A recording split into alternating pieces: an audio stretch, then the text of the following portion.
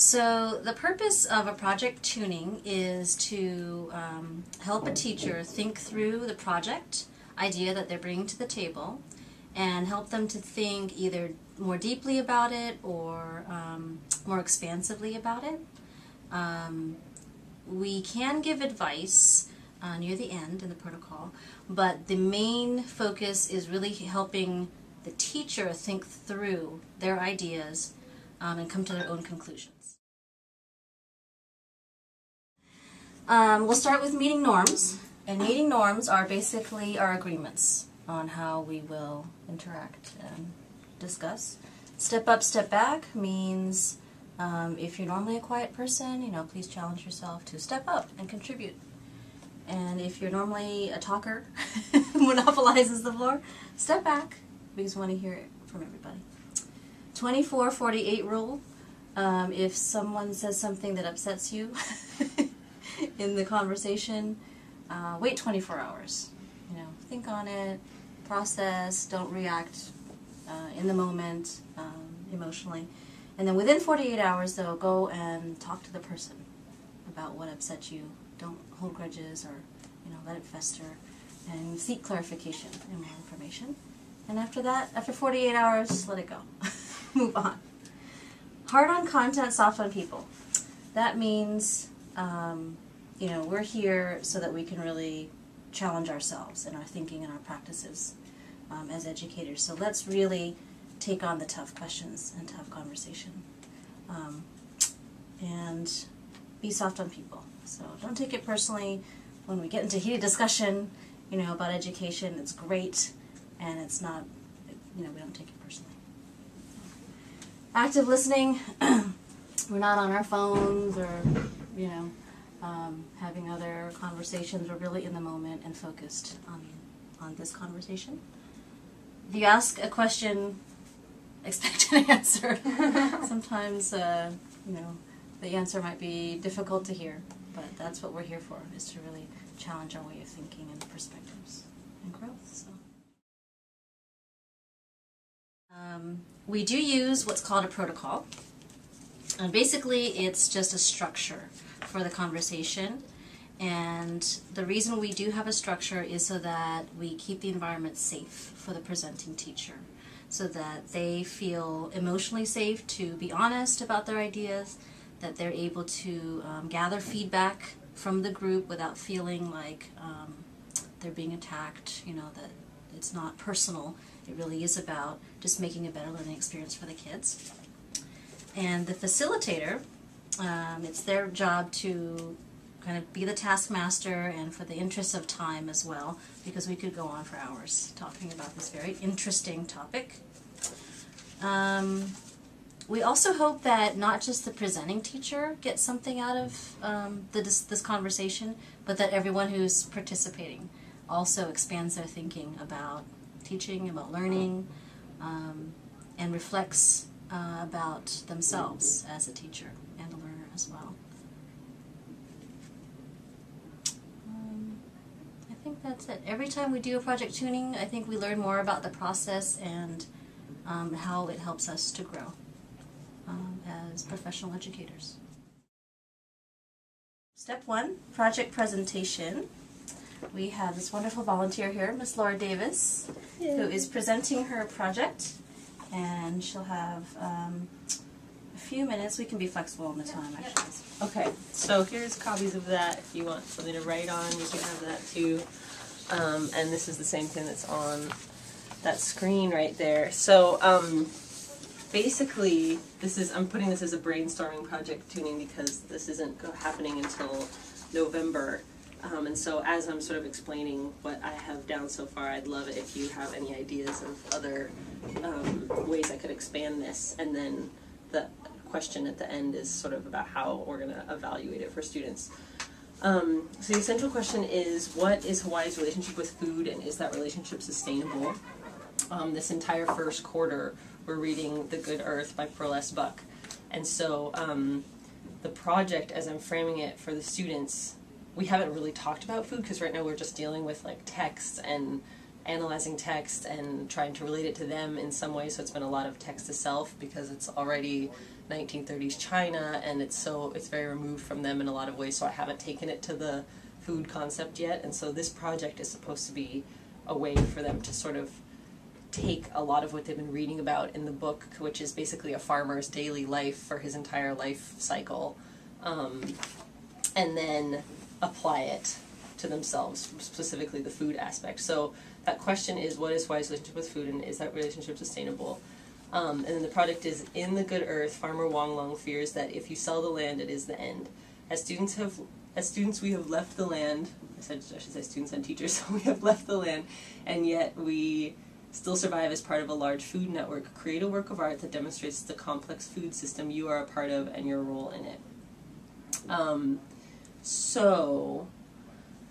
Some ideas there are that they could really take this any way they want. They need to express what they understand about the food system, like where the food's coming from, how it's being consumed, when they're paying for something, how is their money in a vote in some way, who are they supporting by the way that they're buying and consuming food. And so, I mean, the thing about this is it's so huge, as we all know. As soon as you start studying food and systems, it's like systems just go on and on and on. So I'm really struggling with how to limit this to a 6-week plan with all these in-class things that we could do. I mean, obviously this could become a college year-long course really easily. So to try to limit it to something that a high schooler can take something away from. Coming back to the idea that I really just want them to realize that they are participating in a system, even though it seems very invisible and we take it for granted when we all come to school and eat our lunch. So a bunch of in-class things we can do.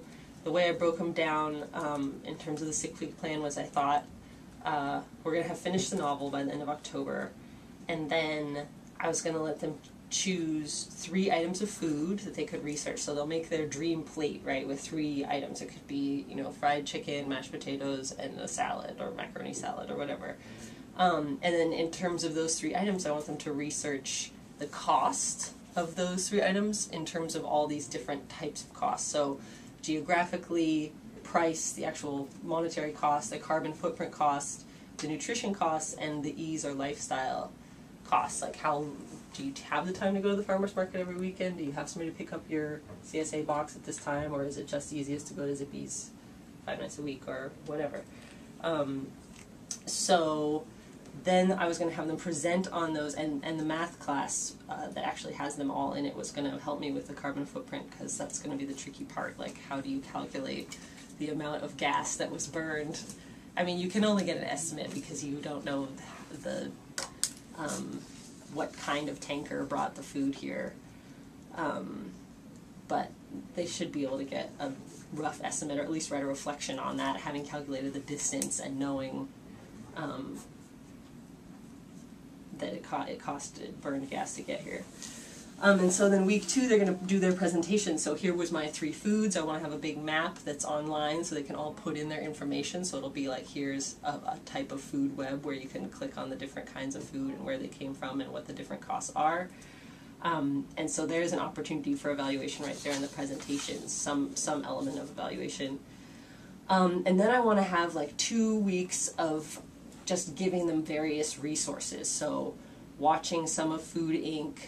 Every student needs to be reading the newspaper for food-related articles that week and bringing those in and sort of doing a news presentation in class. Here's what's happening in the news with food. Just becoming more, it's really just about raising awareness at this level of what is going on in regards to the food systems. Probably bring in a speaker. At that point I was thinking Dexter from Kokua Foundation. I just talked with him last weekend, and then so 2 weeks of that sort of information gathering with this question in mind: what am I going to demonstrate of my knowledge of the food systems? And then they'll have a work week for about a week and a half. So I'm pretty much going to say I get to have the class time to be giving you new information, and all your homework for this entire time is pretty much thinking about how am I going to incorporate this into some demonstration of my knowledge. Yeah, so that's sort of the scope of what I was thinking. And then my biggest question is, how am I going to measure what they've learned? Because you could take this in so many different ways, and I can't say they must know, you know, these 5 facts about food. I mean, I could say that, but I feel like that's really limited, and I want them to be able to take this in a lot of different ways. Like, if they feel like they could best describe this system in a modern dance, like, I want them to do that. So, and write a reflection about it. You know, what does success look like in this project? And when I have no models for them, because I've never done this before, I can't say, look what somebody else did. So ideas about how I might go about measuring that. And then on top of that, we have this IB criteria, which is helpful in some ways because it asks really good questions about, like, how are you going to measure this? So basically, if you look at this criterion, there's 3 sections, criterion A, B, and C, content, organization, and style and language mechanics. And from each one of those, I just picked 2 that I thought would be really helpful for this unit. And on the first page, I picked the second bullet, compare and contrast works and connect themes across and within genres, because that's basically, we're looking at this film and this novel that you read and this newspaper articles that you're reading. How can you take a theme out of there, and what is the theme that you're getting? What is the message that all of this is telling you? And then the second to last bullet point, compose pieces that apply appropriate literary and non-literary features to serve the content and intention. So what are you going to create that's going to be appropriate for demonstrating all of your ideas? Criterion B, organization, I just like the first one. Organizational, create work that employs organizational structures and language-specific conventions throughout a variety of text types. Because I just thought that makes sense in an English class, that you would be able to create something that is organizationally logical. And then the last one, I picked the use correct spelling on writing, just because it had the writing in it, and I know I need a reflection from them in some for any of these projects. And then use language to narrate, describe, analyze, explain, argue, persuade, inform, entertain, and express feelings. Because I'm hoping that some feelings are going to be coming out of learning about the system that they're a part of. And so to be able to narrate and describe those feelings was the most important out of those for me. Tuners get to ask factual questions of the presenting teacher, and the purpose of this step is for you to clarify anything that seems confusing, or you just need more information about any parts of the project, or anything that she's explained so far. I have a question. Yeah. You took them already on a field trip to Mount Organic Farm, is that right? Is this the class? Yeah. Okay. And how did they react to that? A lot of them were like, this is really hard, I don't want to be Wang Lung, like, how did he spend his whole life doing this? I can understand why his sons wanted to leave and go to school now. Whereas before, the week before, when I'd asked them school or work in the fields, a lot of them were like, work in the fields, school is a drag. So it was kind of a switch on that front. So a reality of how challenging it is, huh? Right. I'm hot, I'm tired. Yeah. Were they able to talk to any of the Mao people about why they do it, and the importance of it? They were able to have some of those conversations, but at the same time, I sort of had this feeling like there is the importance of why this farm is doing something unique is lost on them, because they don't understand where their food comes from. Okay, good. So it might be interesting to do a pre and a post then. Yeah. You know, like right now, some of the thoughts and different things.